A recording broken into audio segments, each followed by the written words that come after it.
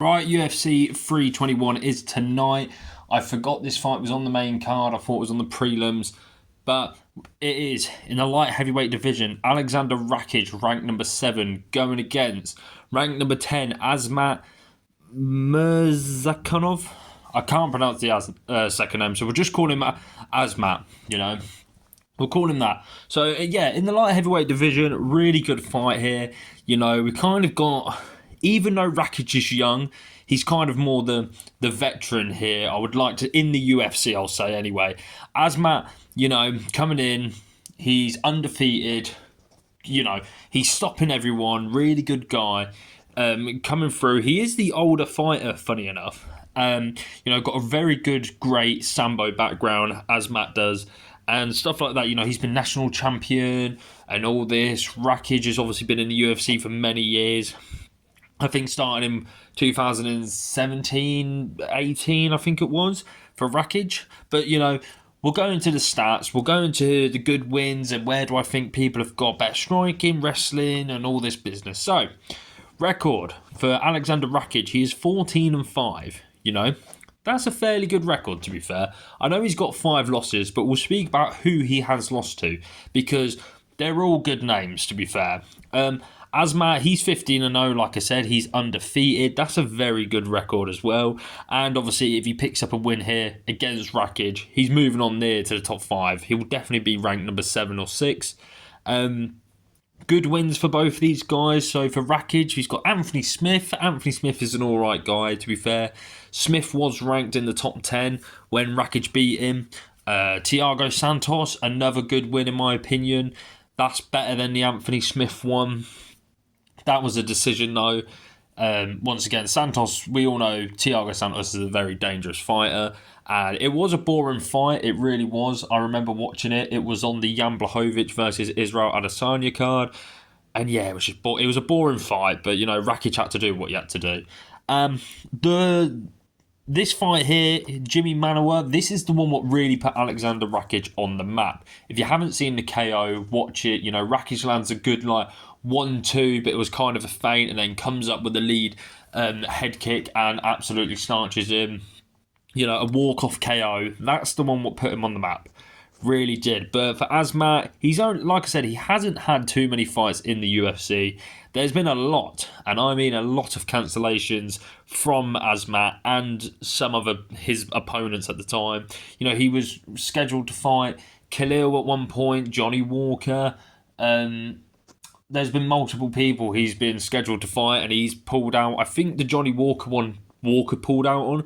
But yeah, Azamat, his UFC run at the minute has been good. So the good wins he's got Dustin Jacoby. That's a good win. Jacoby was ranking from the top 15 near to the top 10.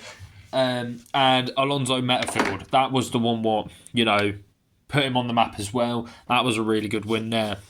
But for losses, we're going to talk about Aleksandr Rakic's losses, because I think if you look at the people he's lost to, his record is actually not that bad. So, losing to a former champion, Magomedov Ankalaev, he's just been champion, beating Alex Pereira. Ankalaev's one of the best guys in the division. Yuri Prochazka at 300, once again, a former champion. To be fair, Rakic was looking really good in that first round of that fight. Yuri did Yuri, turned up the pace and just started going for it. Jan Blachowicz, another former champion, but at the same time, that was due to injury. I think Rakic went for a kick and his knee blew out or something like that. So you've kind of got to take that one with a pinch of salt, the Jan Blachowicz one. But it has gone down as a loss. So, he's lost to 3 former champions there. And the final guy, who is a former title challenger, Volkan Oezdemir. Volkan Oezdemir, he's really good.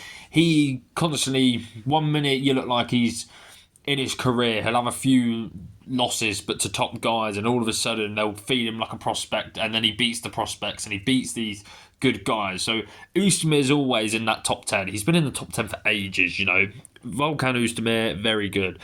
But now we'll go on to who's got better power, striking, wrestling, jiu-jitsu and kickboxing. They're the things I've got.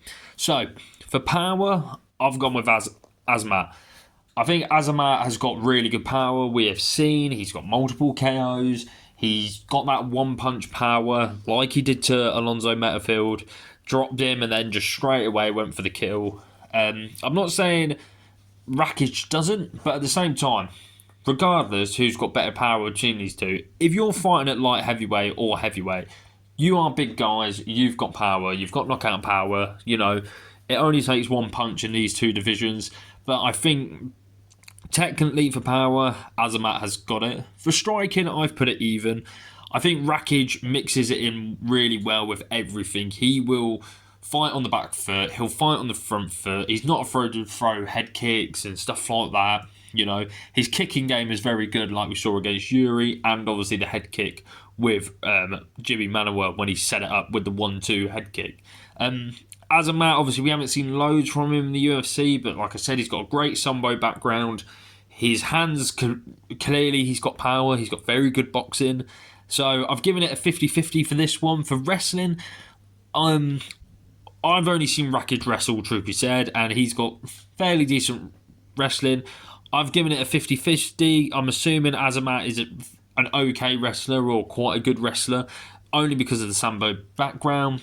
For jiu-jitsu, I've gone with Azamat. Only once again for the jiu-jitsu one. This one, I will admit, I'm not massively knowledgeable on Azamat's career. I've only seen the knockouts. He's only been knocking people out.